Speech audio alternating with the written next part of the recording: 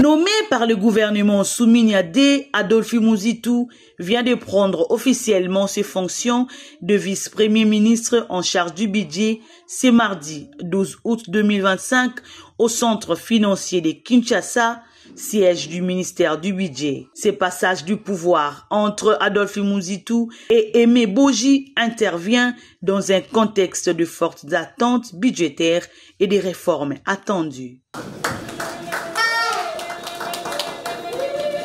Après plus de 4 ans passés à la tête de ses portefeuilles stratégiques, Aimé Boji vient de transmettre le règne à Adolphe Mouzitou, une figure chevronnée de la politique congolaise, un ancien ministre du budget et premier ministre.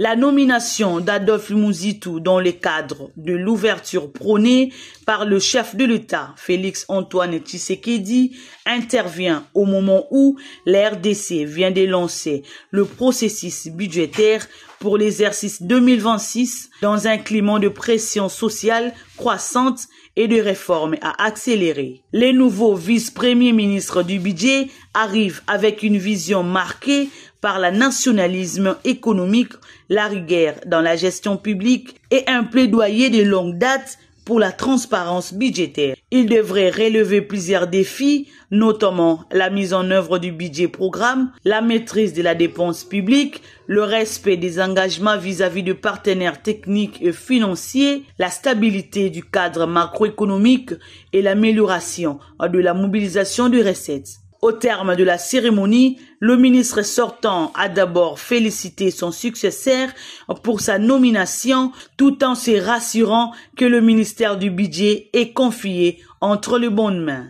Par la même occasion, Aimé Boji a fait un état des lieux de réformes déjà entreprises et évoqué le programme trinal conclu avec le Fonds monétaire international. Peut-être un petit mot sur le travail. Le travail qui a été abattu de manière très laconique. Je vais l'exprimer dans le contexte du programme que la République a signé avec le Fonds monétaire international dans le cadre de la facilité élargie de crédit. Et ici, je voudrais insister sur le fait qu'il s'agit essentiellement des grandes réformes du secteur financier qui visent à améliorer l'efficience des gestions des finances publiques et du point de vue budgétaire, à améliorer la qualité de la dépense publique, qui demeure ce qui demeure un défi à relever dans les années à venir. Le premier programme, nous l'avons négocié seulement un mois après notre arrivée ici en 2021. Et nous avons signé le mémorandum au mois de juin. Et au cours des 3 années, de 2021 à 2024, nous avons initié toute une panoplie de réformes qui nous ont conduit, et ce pour la toute première fois dans l'histoire de ce pays, à conclure ce programme triennal avec satisfecit en 2024. Comme vous le savez, le programme est assorti des avantages financiers et au cours de ce premier programme, nous avons bénéficié des allocations DTS à hauteur de 1,5 milliard de dollars qui ont permis au chef de l'État d'initier le programme de développement local de 145 territoires, vous connaissez tous, mais aussi qui nous a permis d'investir dans plusieurs secteurs de développement. De son côté, le vice-premier ministre en charge du budget a salué le travail accompli par son prédécesseur et promis de s'inscrire dans la continuité afin de consolider les acquis tout en initiant les réformes nécessaires pour relever le défi budgétaire et répondre aux attentes sociales. Ce que vous avez réalisé, vous, peut-être que les gens n'ont pas la culture des chiffres dans notre pays et n'ont pas pu réaliser et comprendre, à savoir que vous avez triplé le budget en peu de temps. Parce que nous, on l'a fait sur 5 ans. En partant d'un budget de 850 millions de dollars à l'époque, moi j'étais donné du budget, par la suite Premier ministre, on est passé de plus, j'arrondis à 1 milliard de dollars à 3 milliards et demi. Bien sûr qu'on a augmenté par la suite le gouvernement qui nous a suivi toujours des 30%.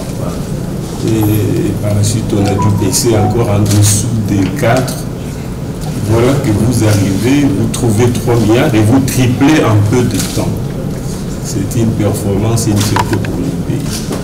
Et par la suite, ce que les gens doivent savoir aussi, c'est que sur le plan des ressources extérieures, vous avez pu obtenir des ressources que jamais nous n'avons pu obtenir comme République auprès de nos bailleurs de fonds.